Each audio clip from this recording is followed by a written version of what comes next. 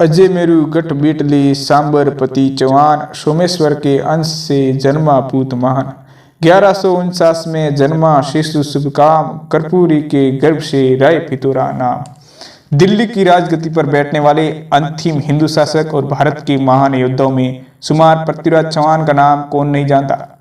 एक ऐसा वीर योद्धा जिसने अपनी बचपन में ही शेर का जबड़ा फाड़ डाला था और जिसने अपनी दोनों आंखों को खो देने के बावजूद भी शब्द वेदी बाण से भरी सभा में मोहम्मद गोरी को मृत्यु का रास्ता दिखा दिया था। ये सभी जानते हैं कि पृथ्वीराज चौहान एक वीर योद्धा थे, लेकिन ये बहुत ही कम लोगों को पता है कि वो एक प्रेमी भी थे।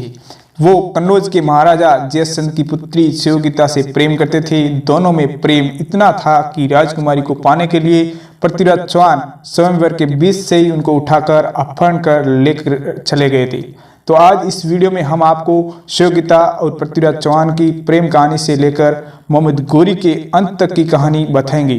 दोस्तों, स्वागत है आपका अपने यूट्यूब चैनल में। और आज इसी कड़ी में हम लेकर आए हैं पृथ्वीराज चौहान और शिवगीता की प्रेम कहानी।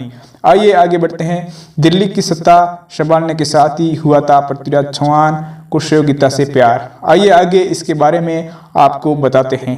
बात उन दिनों की है जब पृथ्वीराज चौहान अपनी नाना और दिल्ली के सम्राट महाराजा अनंगपाल तोमर की मृत्यु के बाद दिल्ली की राजगद्दी पर बैठे। गौरतलब है कि महाराजा अनंगपाल को कोई पुत्र नहीं था, इसलिए उन्होंने अपने दामाद अजमेर के महाराजा और पृथ्वीराज चौहान के पिता सोमेश्वर सिंह चौहान को आग्रह किया कि वे पृथ्वीराज को दिल्ली के युवराज घोषित करने की अनुमति प्रदान करें। महाराजा सोमेश्वर ने सहमति जता दी और पृथ्वीराज को दिल्ली का युवराज घोषित किया गया। काफी राजनीतिक संघर्षों के बाद पृथ्वीराज चौहान दिल्ली के सम्राट बन गए।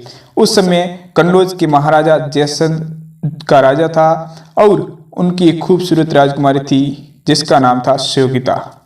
तो सत्ता संभालने के साथ ही पृथ्वीराज चौहान को कन्नौज के महाराजा जयचंद की जो पुत्री थी उनको भाग गई। तो दोस्तों, आपको बता दें कि जयचंद पृथ्वीराज की यश वृद्धि से ईर्ष्या का भाव रखते थे। एक दिन कन्नौज में एक चित्रकार पन्ना राय आया जिसके पास दुनिया के महारत्नों के चित्र थे और उन्हीं में पृथ्वीराज का एक चित्र था। दिल्ली के युवराज जो पृथ्वीराज चौहान जब कन्नौज की लड़कियां ने पृथ्वीराज का चित्र देखा तो वे देखते ही रह गई। सभी युवतियां उनकी सुंदरता का बखान करने लगी और पृथ्वीराज की तारीफ की कि यह बातें शिवगीता के कानों पहुंच गई और वो पृथ्वीराज के उस चित्र को देखने के लिए एकदम लालायित हो उठी। शिवगीता अपनी सहेलियों के साथ उस चित्रकार के पास पहुंची और चित्र दिखाने को यह कहा कि चित्र देखे। चित्र देखते ही पहली नजर में शिवगीता ने अपने सर्वोच्च पृथ्वीराज को दे दिया, लेकिन दोनों का मिलन इतना सहज नहीं था। महाराजा जयचंद और पृथ्वीराज के बीच एक कट्टर दुश्मनी भी थी।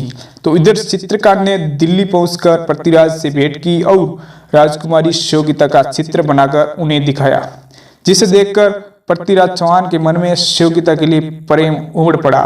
उन्हीं दिनों महाराजा जयचंद ने शिवगीता के लिए एक स्वयंवर का आयोजन किया जिसमें विभिन्न महाराजाओं के राजकुमारों और महाराजाओं को आमंत्रित किया गया, लेकिन ईर्ष्यावंश पृथ्वीराज चौहान को इस स्वयंवर में जो कन्नौज के राजा जयचंद गढ़वाल ने आमंत्रित नहीं किया।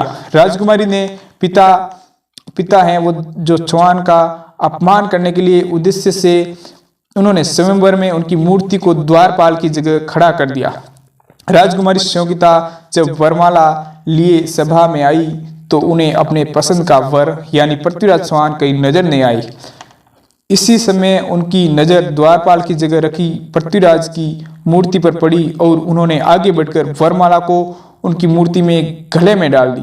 सुन साहिबा सुन, प्यार की धुन, मैंने तुझे सुन लिया, तुम मुझे सुन। वास्तव में जिस समय राजकुमारी ने मूर्ति में वर्णमाला को डालना चाहा, ठीक उसी समय पृथ्वीराज चौहान स्वयं आकर खड़े हो गए और वरमाला उनके गले में पड़ गई। आपको बता दें कि शिवगीता द्वार पर जो है पृथ्वीराज के गले में वरमाला डालते देख जयचंद एकदम आग बबूला हो गई। वो तलवार लेकर शिवगीता को मारने के लिए आगे बढ़े और लेकिन इससे पहले ही वो शिवगीता तक पहुंचे पृथ्वीराज चौहान शिवगीता को अपने साथ लेकर वहां से निकल पड़ी। स्वयंवर से राजकुमारी को उठाने के बाद पृथ्वीराज दिल्ली के लिए रवाना हो गए। आगे जयसन ने पृथ्वीराज को बदला लेने के लिए उद्देश्य से मोहम्मद गोरी से मित्रता की और दिल्ली पर आक्रमण कर दिया। किए हरण सहयोगिता डूबे गए रस रंग, गोरी फिर से आ गया लेकर सेना संग। पृथ्वीराज ने मोहम्मद गोरी को 16 बार परास्त कर दिया, लेकिन पृथ्वीराज चौहान ने हर बार मोहम्मद गोरी को जीवित ही छोड़ दिया।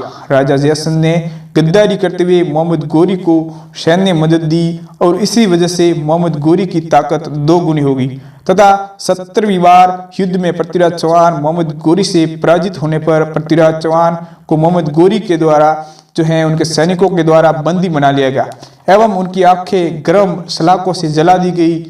इसके साथ अलग अलग तरह की यातनाएं भी दी गई। अंततः मोहम्मद गोरी को पृथ्वीराज को मारने का फैसला किया। तभी महाकवि चंद बरदाई ने मोहम्मद गोरी तक पृथ्वीराज की एक कला के बारे में बताया। चंद बरदाई ने, जो कि एक कवि और खास दोस्त थे पृथ्वीराज चौहान, उन्होंने बताया कि पृथ्वीराज को शब्द भेदी बाण छोड़ने का एक महारत्न हासिल है। यह बात सुन मोहम्मद गोरी एक रोमांचित हो उठे और इस कला का प्रदर्शन का आदेश दिया। प्रदर्शन के दौरान गोरी ने कहा कि आरंभ करो के लफ्ज से उद्घोष के साथ भरी महफिल में चंद बरदाई ने एक दोहे द्वारा पृथ्वीराज को मोहम्मद गोरी के बैठने के स्थान का संकेत दिया, जो इस प्रकार है। 4 बास 24 गज 8 अंगुल परमाण ता ऊपर सुल्ताने मत चूके छवान। तभी अशुक शब्द भेदी बाण से पृथ्वीराज ने गोरी को मार गिराया। साथ ही दुश्मनों के हाथों मरने के बचने के लिए चंद बरदाई और पृथ्वीराज ने एक दूसरे का वध कर दिया। जब सहयोगिता को इस बात की जानकारी मिली तो वह एक वीरांगना की भांति सती हो गई। इतिहास में स्वर्णिम अक्षरों में आज भी यह प्रेम कहानी अमर है। तो दोस्तों, अभी आपने सुना पृथ्वीराज चौहान और सहयोगिता की प्रेम कहानी। ये वीडियो आपको कैसी लगी हमें कमेंट बॉक्स के माध्यम से अवश्य ही बताएं और इस वीडियो को ज़्यादा से ज़्यादा शेयर करें, लाइक करें और अपने दोस्तों को बताएं। ऐसे और वीडियो पाने के लिए हमारे चैनल को सब्सक्राइब जरूर करें। जय हिंद, जय भारत।